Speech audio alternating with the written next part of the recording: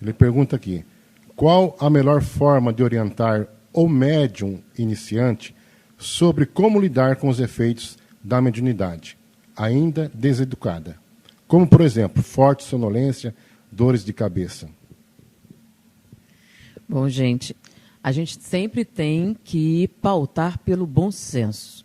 Então, antes da gente considerar que a causa de um transtorno é espiritual, a gente tem que eliminar as causas físicas.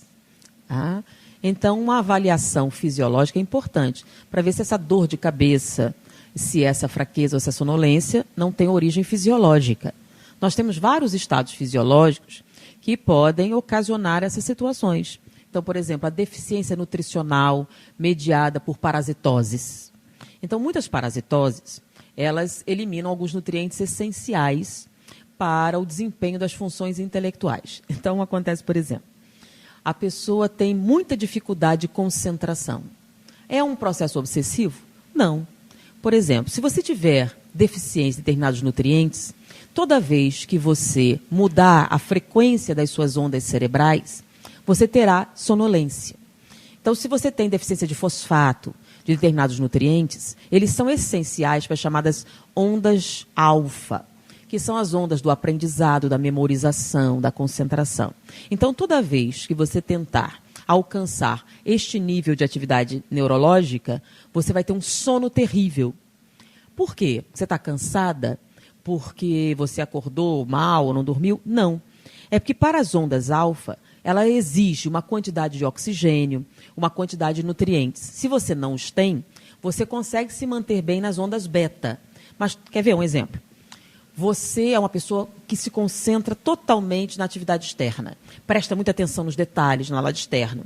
Então, a pessoa que se concentra nos seus sentidos, no meio, ela tem uma predominância de ondas beta. Então, ela acorda de manhã e faz 50 mil atividades. Toda vez que ela senta para ouvir uma palestra, ela dorme. Sentou para assistir um filme, ela apaga. Não importa que hora do dia, se é de manhã, de tarde, de noite. Não interessa. Quando ela senta para uma atividade mais lenta, que requeira maior concentração, ela dorme. Aí eu vou dizer, é um obsessor que me ataca nessa hora, por não prestar atenção na palestra? Não necessariamente. Pode ser falta de oxigenação cerebral. A pessoa não respira corretamente e não tem oxigênio suficiente para as chamadas funções superiores. Pode ser uma deficiência nutricional, por exemplo. Quer ver uma coisa que os nossos avós falavam muito? Para aquele que estudava muito? Olha, você vai estudar muito, você tem que comer um pirão de cabeça de peixe. Lembra? Que é um tratamento popular dos antigos. Por que eles falavam isso? Porque o fosfato é essencial para os processos intelectuais. Se você tem deficiência na sua nutrição dessas substâncias, você vai afetar o seu comportamento. Quer ver um outro exemplo? Uma senhora veio perguntar. Olha, eu acho que eu tenho uma obsessão. Toda vez que eu vou ler um livro espírita, me dá um sono. Eu disse, só o livro. Quando eu vou assistir novela, não. Quando eu vou assistir outra coisa, não. Mas livro espírita me dá um sono. Eu pego o livro, abro, me dá sono. Eu disse, olha, pode ser outra coisa. Pode ser, por exemplo, atrofia cerebral. Aí a pessoa assustou. Como assim? Se você aprendeu a ler com 6 anos, aí desenvolveu a leitura, e você só usa a sua leitura para ler placa, rótulo de alimento, fazer compras, você não exercita essa área cerebral. Tem gente que nem assiste filme legendado para não ter que ler legenda. Então, o que acontece?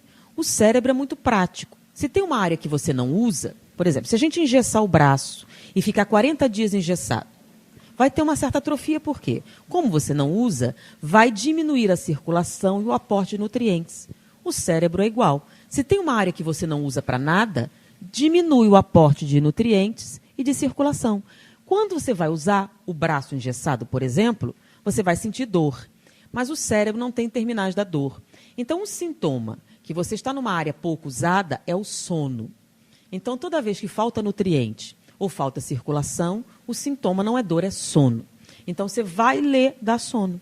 Como é que a gente supera? Então, não é um obsessor, é atrofia. Como é que a gente supera a atrofia do braço engessado? Fazendo fisioterapia, não é? Você começa a atividade e vai aumentando. Como é que a gente vence a atrofia cerebral? Usando. Então, você começa, pega um livro mais fácil, insiste. marca uma hora do dia e vai aos poucos aumentando sua atividade cerebral. Isso, contudo, com a memória, com a concentração, é uma questão de exercício. Se você quer músculos mais bonitos e atraentes, você não vai malhar. Você quer um cérebro mais bonito e atraente, você vai malhar também o cérebro. E a gente malha o cérebro como? Exercitando-o. Então, primeiro, elimine as causas físicas. Faça o exame de sangue, faça o exame hormonal, veja se você não tem nenhum distúrbio químico. Dores de cabeça pode ser objeto de enxaqueca, dificuldade circulatória.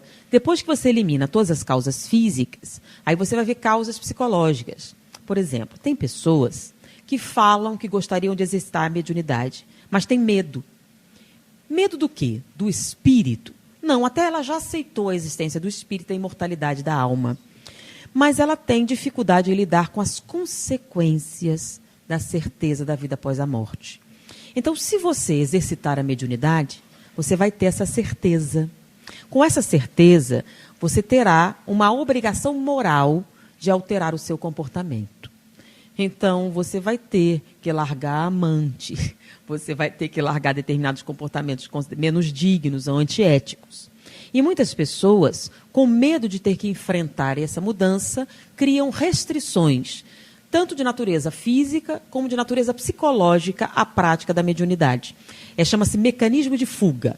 Então, por exemplo, lembram? A criança tem que fazer uma prova e tem uma dor de cabeça terrível. Você tem que enfrentar uma situação e você tem uma dor de barriga. Isso é um processo fisiológico? Não. Isso é um processo psicológico chamado fuga. Então, a pessoa que deveria exercitar a mediunidade ou ter uma atividade objetiva, ela começa a criar subterfúgios de natureza física e psicológica para fugir desta realidade. Então, antes da gente encarar que um processo físico é consequência da mediunidade, a gente tem que eliminar as causas físicas e as causas psicológicas. Então, eliminando isso, trabalhando com bom senso, a gente terá um comportamento mais objetivo com relação a isso.